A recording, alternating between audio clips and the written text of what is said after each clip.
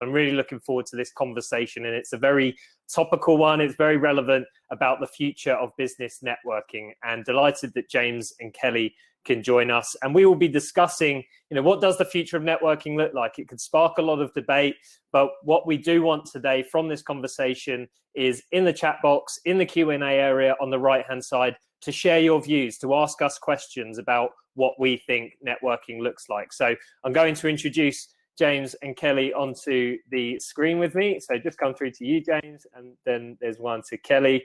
Good morning, James. Morning, Bradley. All right. Good morning, Kelly. Good morning.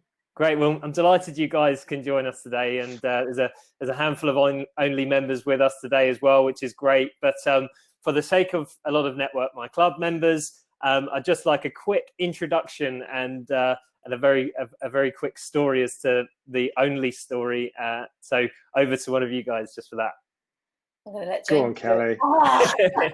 I said it first. You did say it first. Yeah, I'll try and be quick. I'm so passionate about this. Just shut me up, Bradley, if I go on too much. So James and I met at networking. So we're husband and wife, not brother and sister. We met 6 years ago. Somebody asked me just now, that's why, James, that's why I say that. We met at a spin-off of BNI, actually, a group called Poddy. We both love networking, and we both went for very different reasons at that time. I went because I wanted to further my business. I wanted business connections, referrals. James was there for more personal support, having a group community around him. So we rolled that forward sort of 6 years.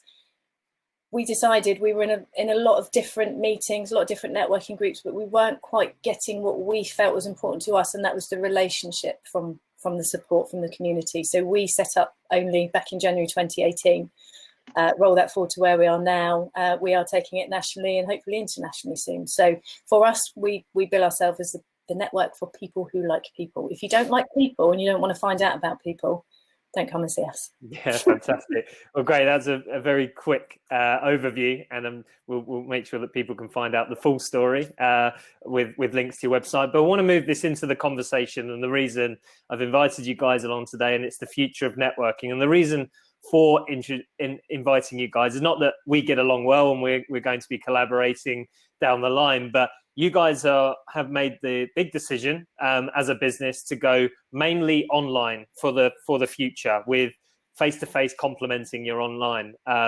James, perhaps if you could just give the rationale behind that and what that was like making that decision and how that went down with your members. So, because for context, you guys were very much face-to-face with online alongside it even before COVID, but now you're purely online. So how was that to make that decision, and what was your rationale?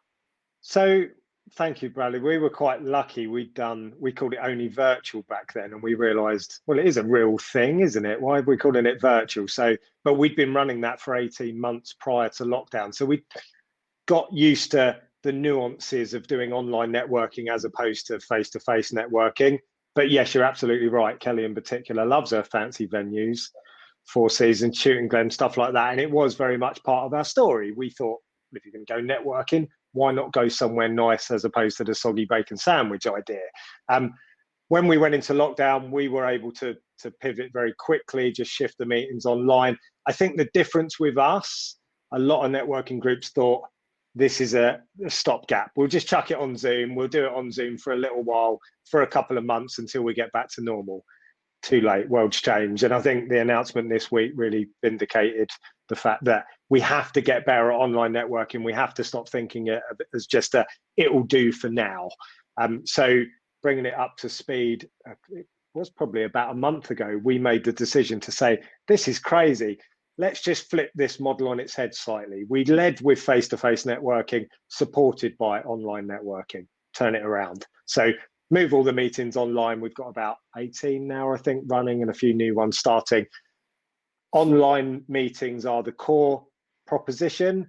Then we'll support them with face-to-face events, Only Experiences as we've branded it, as and when we thought we'd have some by the end of the year. Announcement this week, groups of 6 or more cannot meet, therefore that's not happening. So yes, we can say, oh, aren't we clever, prescient way of looking at the situation? I think what we've got to accept that, well, we just got to get better at online networking. It's just networking at the end of the day. Yeah, I'm sure that's given you a lot of peace of mind, because you, like I, probably asked every day, when are you going back to face? When's that returning? And until you can't control that kind of thing. So you've taken that into your own hands and made that decision, which, you know, is a big call on the face of it, but it's not really, because, as you say, I think virtual online networking will be here for a while, and people have to adopt it. How did that go down with your members? I'm sure you have, very much like our membership, two groups of people, some that are desperate to get back to face, some that like the online, some that are happy with both. What was that like? I'll come to you, Kelly. What was the response from your members? Well, we've got a few here. They might disagree with me. They'll probably put it in the chat if they do. On the whole, I would say 85% of members were happy. And I think that is partly because we're very community based. Our members know each other really well, and they're very like-minded. We spent a long time, thanks to Ben Drury, who is here today, working on our culture and articulating what it is we believe in.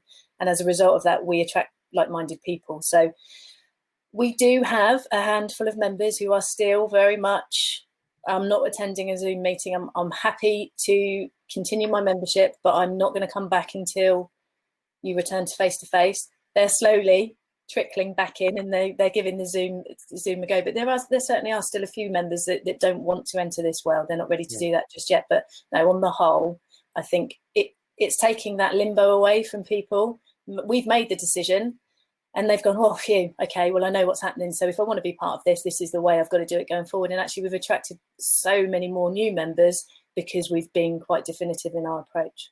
Yeah, absolutely. And in terms of the longer term view on networking, I personally believe there will be that hybrid approach, that blended approach to networking, and online can, you know, tick a box when it comes to going to those events and meeting lots of new people and building that connection. And face-to-face will be that continually building that relationship side of things. So what are your views? And this, I'll pick out a question we've already got in the Q&A. You know, James, what do you think the future of networking holds when it comes to that balance of face-to-face and online? I think you've got to remember that online networking, this is version 1 of this stuff, isn't it? We're all learning how this works, how to do it effectively. Strip it back to the core principle. What is networking? It's the ability to get to speak to people, to build your connections, build relationships. Done. I think what you've got to do is adapt the way that you do that. If you're a person whose approach to networking always was, I just like people. I just want to get to know people. I like to know what their lives are like. I like to understand what their challenges are. You're fine, because you can do that online, and we can still meet each other and have the one-to-ones and back it up. We very much see the only experiences will be, do you know what, we've done the formal bit online. Let's just get together and make it more of a social activity. The people that don't like it, and I am paraphrasing or being generalizing slightly, the people that don't like it are the kind of more hunter networkers that want to go in, hold the room. You know, the people that sell at you, hate it. Because do you know what? In person, it was really difficult, wasn't it? Because we've all been in a room, in a networking room, with someone that just stands there and pitches at us. And we're all going, how can I get away? Who can I grab onto? Who can I get away from? Online, you don't have to get away. You just don't listen to them. You know, we sit at a lot of Zoom meetings, and you can see when certain people are speaking, you can see it. No one's watching, they're typing, they're not looking. There's no way into it. And I think people really struggle with that if that's their approach. So you've got to adapt networking. If you're just doing it for marketing purposes, you've got to either adapt or you've got to find a different way to market, because it doesn't work online. Yeah. That's what I think we'll find people move their approach slightly, but it won't appeal to everyone. And our decision was very much, we'd like to please our members. We'd like to please the people that we've got, but we can't. We can't give you that physical experience face-to-face that you want. And by the way, no one can. So we'll just make the online bit better. Why don't we go and find the people that can't go to physical events? Why don't we go to the people that love the fact that, well, actually, I'm meeting people from a much broader geographical area than I ever used to be. And I'm saving a lot of time, and I'm not having as many one-to-ones where I'm driving 2 hours up the road. That's the future, isn't it? We've got to adapt. Yeah, you've got to look at the bigger picture in terms of when you're networking, that follow-up approach needs to be slightly different. And if you've met someone online, then's your cue to perhaps arrange another call or another meeting, and it's down to you to adapt that method. This is where the whole process of networking, the whole strategy to it can be reframed and reimagined almost. So, when it comes to online, we spoke before about, and I think everyone in the room will agree that even though the principles of networking remain the same, whether it's online or in person, what is the approach to online networking, and how does that need to differ from in person? And I'll pick out a question from Lara Squires, and it's a general question about your top tip to networking. But when it comes to online, what is your tip? What would you advise the approach to be? And I'll come to you, Kelly, on that. I think we've touched on this in a couple of the rooms we're talking about. Just be yourself. We talking to people this morning I've never met before. It can be daunting, but I think just go with an open mind and listen.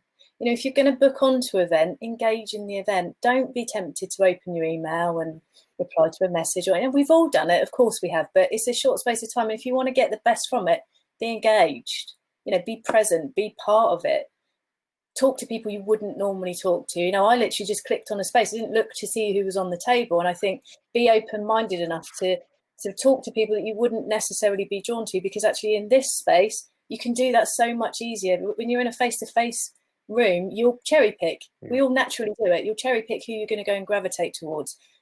Take yourself out of your comfort zone and but listen, actively listen to people, because you will get, Gary, we were talking earlier, and you are absolutely right. You're on my wavelength. Listen first, and the rest will follow, won't it? You can only be speaking to Gary Morgan there, can't you? Yeah. There you go.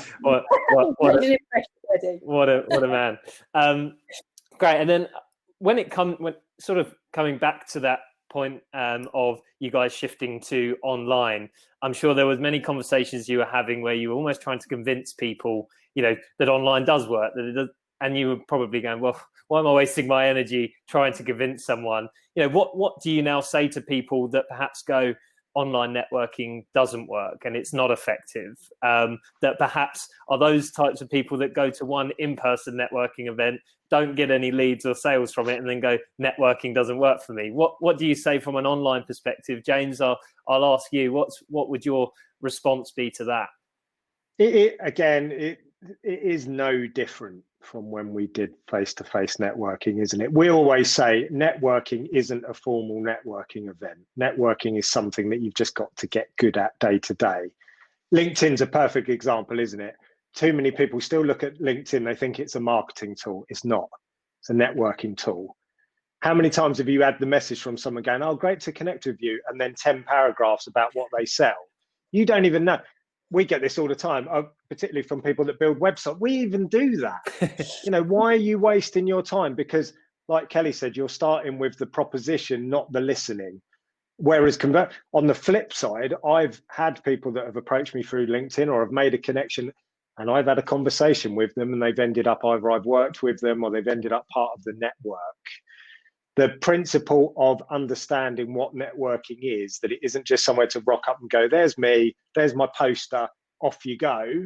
And by the way, that goes to the same, I made the point earlier about when you're on an online networking meeting, if you're not listening, people do notice, because basically what you're saying there is that, look, I've come here to say my piece, don't really care what you lot are saying, I'm just going to get on with it. I'm not particularly going to feel like I want to speak to you anymore. So make sure, we always say, we produce the attendee sheet like you do, connect with people after the meeting.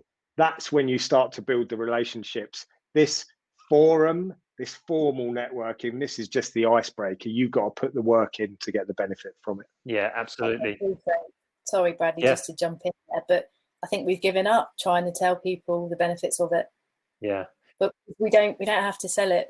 And ironically, they tend to come round of their own accord anyway. We've certainly had one member who some of you will know, he did actually go public with this, I won't name him, but he quite openly didn't want to be part of it. He was one of our hosts and he said, look, not for me, I want face-to-face.